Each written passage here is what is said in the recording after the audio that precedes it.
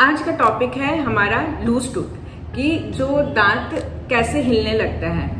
एक तो आप सभी को मालूम होगा कि एक एज फैक्टर होता है। एक एज के हिसाब से दांत जो है वो लूज हो जाता है, हड्डियां नीचे चली जाती हैं, मसूड़े नीचे चले जाते हैं और उसके बाद जो दांतों के जो रूट्स होते हैं, जड़ होते हैं, वो एक्सपोज हो जाता है और दांत लूज हो जाता है और उस टाइम पे हमें दांत को निकालना पड़ता है। तो वो एक एज फैक्टर होता है। एक एज से सभी का दांत लूज होता है और उसे निकालना पड़ता है। यस, जिसने अगर बहुत सही से मेंटेन किया हुआ है वो हो सकता है कि जो उनका एज फैक्टर है उस पर काम नहीं करे, उनका दांत सही से रहे। पर जनरली 95% पॉपुलेशन में यही होता है कि आपका जैसे एज जाता है धीरे धीरे जो दांत है वो लूज हो जाते हैं और फिर उसे निकालना पड़ता है। तो आज के वीडियो में हम यही देखते हैं कि कौन कौन से कारण होते हैं कि जो दांत है वो लूज हो जाते हैं।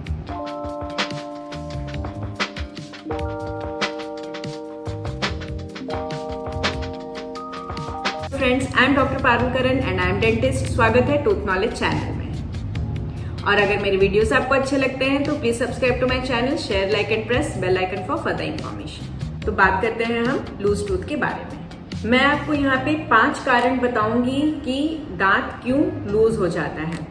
सबसे पहला है कि मसूड़े की प्रॉब्लम। अगर सपोज आपके मसूड़े में इन्फेक्शन होता है या फिर पायरिया है या फिर आपने कभी भी क्लीनिंग नहीं करवाया है, इससे क्या होता है कि प्लाक डिपॉजिट हो जाता है और कैल्कुलस हो जाता है। उससे भी आपका दांत जो है वो लूज हो जाता है। जैसे कि आप फोटोज में देख रहे हैं कि वहां पे आपका जो दांत है, दांत के नीचे में कितना ज्यादा कैल्कुलस जमा हुआ है, टार्टर जमा हुआ है। इससे क्या होता है कि जो कैल्कुलस टार्टर में बैक्टीरिया होते हैं वो मसूड़े को खाना स्टार्ट कर देते हैं और फिर उसके बाद जो दांत का, आपके ओरिजिनल दांत का जो रूट्स है वो एक्सपोज हो जाता है और उसके कारण आपका एज से पहले आपका जो दांत है वो लूज हो जाता है। तो ये एक फैक्टर होता है कि मसूड़े का इन्फेक्शन, या फिर अगर आप रेगुलर क्लीनिंग करा रहे हैं, एनुअली एक बार क्लीनिंग करवा रहे हैं। एक्चुअली तो 6 महीने पे एक बार क्लीनिंग करवानी चाहिए, बट अगर सपोज आप 6 महीने पे नहीं करवा रहे हैं, एनुअली एक बार अगर करवा रहे हैं तो ये आपकी जो प्रॉब्लम है वो सॉल्व हो जाती है। आपको ये मसूड़े की प्रॉब्लम नहीं होती है। साथ में आप कुछ मसूड़े का मसाज भी करिए। जैसे कि नॉर्मल अगर आपका हेल्दी रखना है मसूड़े को तो नमक तेल का भी इस्तेमाल कर सकते हैं। आप नमक तेल का इस्तेमाल करके अच्छे से मसूड़े को मसाज कर सकते हैं और मसूड़े को हेल्दी रख सकते हैं। दूसरा रीजन है आपका, अगर सपोज आपको ब्रक्सिज्म की आदत है। ब्रक्सिज्म वो होता है जब पेशेंट जो है वो नींद में या अनकॉन्शियसली दांत को पीसते हैं, या फिर किसी को बहुत ज्यादा जब गुस्सा आता है तो गुस्से में भी दांत को पीसते हैं। तो जब ये कंटिन्यू, जब अनकॉन्शियसली जब हम दांत को ऐसे पीस रहे हैं, घिस रहे हैं, तो धीरे धीरे दांत जो है वो एक तो है कि पतला हो जाता है, फ्लैट हो जाता है, साथ में इसमें फ्रैक्चर होने का भी चांसेस रहता है और उसके बाद दांत लूज होने का भी चांसेस हो जाता है। तो इसके लिए आपको नाइट गार्ड्स वगैरह आते हैं, आप वो पहन सकते हैं कंटिन्यू। आप जिन्हें बहुत ज़्यादा ब्रक्सिज्म का इश्यूज है तो उस टाइम पे वो डाल सकते हैं।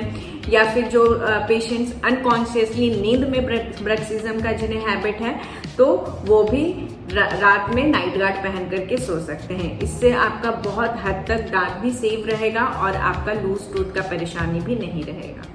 फिर आता है आपका तीसरा रीजन, टोबैको यूज। मतलब कि अगर आप टोबैको खा रहे हैं, टोबैको चबा रहे हैं किसी भी फॉर्म में, चाहे आप उसको चबा रहे हैं, चाहे आप उसको स्मोक कर रहे हैं, तो किसी भी फॉर्म में अगर आप टोबैको का इस्तेमाल कर रहे हैं तो चांसेस बहुत हो जाता है कि आपका मसूड़ा, पहले टोबैको से दांत में स्टेन्स लगना वो बात अलग है, बट जो मसूड़े खराब होते हैं उसकी वजह से दांत है वो लूज हो जाता है, मसूड़ा खराब हो जाता है और मसूड़े नीचे चले जाते हैं और उसके वजह से दांत जो है वो खराब हो जाता है। मतलब कि आपका दांत जो है वो लूज हो जाता है। स्टेन्स, टोबैको वगैरह खाने से स्टेन्स जो है वो बात डिफरेंट हो जाती है, वो बात अलग है।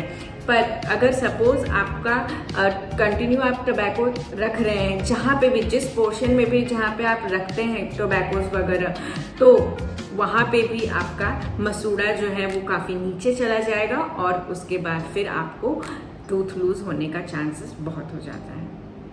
फोर्थ रीज़न है सिस्ट या ट्यूमर। अगर दांत में कहीं पे भी सिस्ट है, सिस्ट तभी होगा जब दांत में इन्फेक्शन होगा, कैविटी है, बहुत डीप कैविटी है, उसको इग्नोर किया गया है तो वो सिस्ट हो जाता है। और पहले तो वहाँ पे पस रहता है, पस सिस्ट में कन्वर्ट होता है और फिर जो सिस्ट है वो ट्यूमर में भी कन्वर्ट हो जाता है। तो आपको जब ये सिस्ट का प्रॉब्लम है तो हम ये एक्सरे वगैरह से इवैल्यूएट करते हैं और अगर उस टाइम पे आपका सिस्ट की वजह से दांत हिल रहा है तो हम सिस्ट को इवैल्यूएट करेंगे, ट्रीट करेंगे, उससे भी आपका दांत बच जाता है। बट अगर सपोज बहुत ज़्यादा प्रॉब्लम है तो उस केस में हमें दांत को फिर नहीं बचा पाते हैं और निकालना ही पड़ता है। पर अगर आपका इतना ज़्यादा पस नहीं है, इतना ज़्यादा सिस्ट नहीं है, आपका जो मोबिलिटी है वो ये रीज़न के वजह से है, सिस्ट की वजह से है, तो उसको भी हम इवैल्यूएट करके उसको दांत को बचाने की कोशिश करते हैं।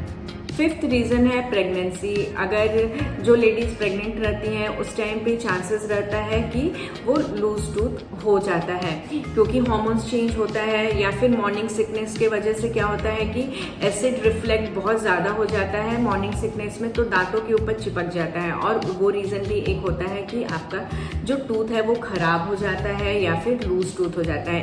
एक नॉर्मल जैसे किसी को जैसे सुबह उठते हैं तो अगर सपोज दांत पे थोड़ा सा भी अगर फिंगर चलाते हैं या फिर थोड़ा फिंगर से अगर आप हिलाते हैं दांत को तो वो थोड़ी मूवमेंट रहती है क्योंकि दांत और हड्डी के बीच में एक पतला सा लिगामेंट रहता है, इलास्टिक जैसा रहता है, वो सभी में रहता है। तो वो रीज़न से भी क्या होता है कि वो दांत जो है उसमें हल्की मूवमेंट रहती है। इसलिए हम जब भी अगर कुछ भी हार्ड खाना खाते हैं या फिर हम अगर सपोज चने वगैरह खाते हैं तो दांत जो है वो सस्टेन करता है। अगर वो लिगामेंट नहीं रहा तो बहुत चांसेस हो जाता है कि आपका दांत फ्रैक्चर हो जाता है। इसलिए वो नेचुरली जो लिगामेंट है वो प्रेजेंट रहता है। तो ये नॉर्मल कुछ हद तक किसी को मालूम पड़ता है कि मूवमेंट हो रहा है और किसी को नहीं मालूम पड़ता है कि वो मूवमेंट हो रहा है। तो अगर सपोज प्रेगनेंसी में क्या होता है कि हार्मोन्स चेंज की वजह से अगर कुछ भी लिगामेंट में डैमेज हो रहा है या फिर टोबैको यूज से या फिर गम इन्फेक्शन से या फिर मैंने जो भी आपको रीजंस बताए सिस्ट के वजह से या फिर आपके टोबैको यूज की वजह से अगर आपके लिगामेंट में कुछ भी प्रॉब्लम हो रहा है तो आपका जो दांत है वो ज़्यादा हिलने लगता है और फिर इसे लूज टूथ हम बोलते हैं। और ये जो है वो एज से पहले चांसेस हो जाता है। अगर आपको लूज टूथ की समस्या है तो पहले तो ट्राई करें, आपका जो भी कैलकुलस है, इन्फेक्शन है दांत में, उसको ट्रीट कराएं, जो भी गंदगी है क्लीनिंग करवा लें और मसाज करना स्टार्ट करें। फिर भी आपको लूज टूथ की समस्या है तो फिर आप डेंटिस्ट के पास जाकर के विजिट कर सकते हैं और वो समस्या को भी सॉल्व कर सकते हैं।